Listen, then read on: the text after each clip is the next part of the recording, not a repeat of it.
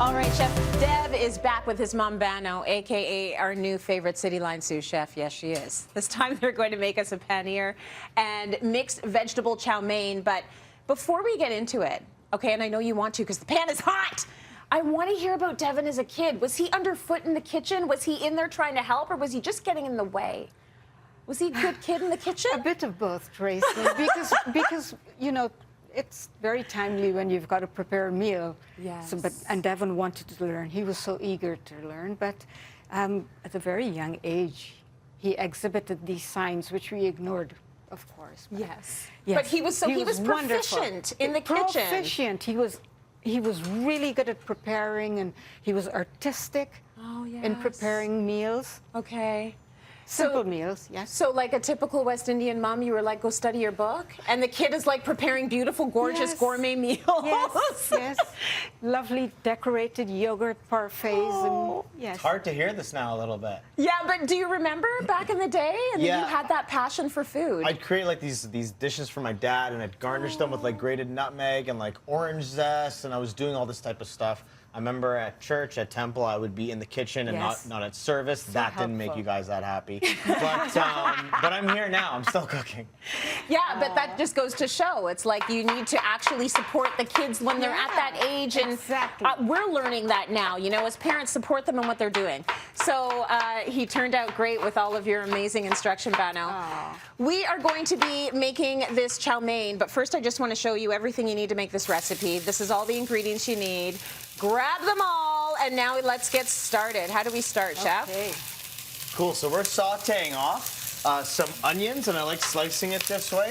It's important that when we're making a chow mein dish, for me, that like we can go with longer cuts of stuff. Yeah. So like if you want to put bean sprouts and stuff like that, thank you. We're gonna season this with salt right away. Yeah. I'm gonna add in some garlic.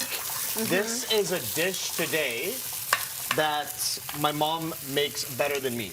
This is something that after hockey practice, after swimming lessons, after Hindi class, when I'm hungry, I would come home and I would eat this dish. So we can have some ginger in here too.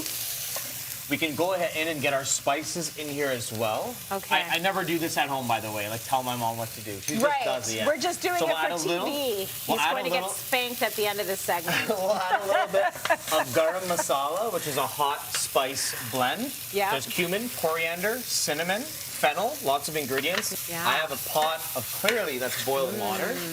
And we're going to add in our chow mein. Yeah. There's a lot of different types of chow mein that my mom would use, but this is a meal that she can get done in like 25, 30 minutes. So tell me a little bit about what you're chopping up right there, Bano. These are Chinese long beans. We call it bora in Guyana. Okay. And these can be found in many tropical countries. Okay. So they're just, they would be like the green bean? Like green beans? Yep. Similar. And it's such a vibrant color. It adds to the chow mein. Yeah, and it's like a tougher consistency a little bit. It is. Right? It is. So it stays firm. Yeah. And I'm going to come in now with paneer. Talk to me a little bit about the paneer. So paneer is a beautiful thing. A lot of people will call it Indian cottage cheese. Yeah. I put this recipe up too online. But it's essentially a non-aged, non-melting cheese that is acid set. What does that even mean? What does We're it mean? essentially curdling milk with citrus. So I can just use whole milk, add lemon juice, strain out the curds, and press it. And that's how we get paneer. So this can go into the mix. And this is a great meat substitute. My mom's vegetarian. Yeah. So for my dad and I, she might do chicken. Yeah. And if you want to do at home beef, pork, shrimp, that's totally cool. Yeah. But the paneer has always been a meat substitute for me since I was a kid. Yes. And that's why I love it. Look at you go. I love it too. Okay, so you put some carrots in there. You put, what else is that? Is it cabbage? Cabbage is there for the crunch. Yeah. Cabbage.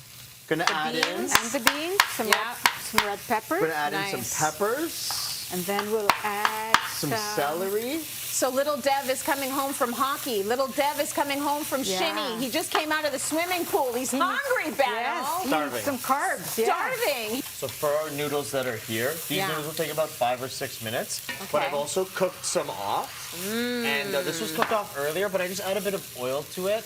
Yes, it could be said that the sauce or things won't adhere as well to it, but I'd rather have a little bit of oil than go to take this out and it's in one big clump. Totally. Okay, so Yeah, just I a get little bit it. of oil just to lubricate that a little bit. Yeah, As the loosen stir it fry up. will take about 5-6 minutes. My mom's cutting up hot peppers, which we love. Yep. We've made one ahead of time.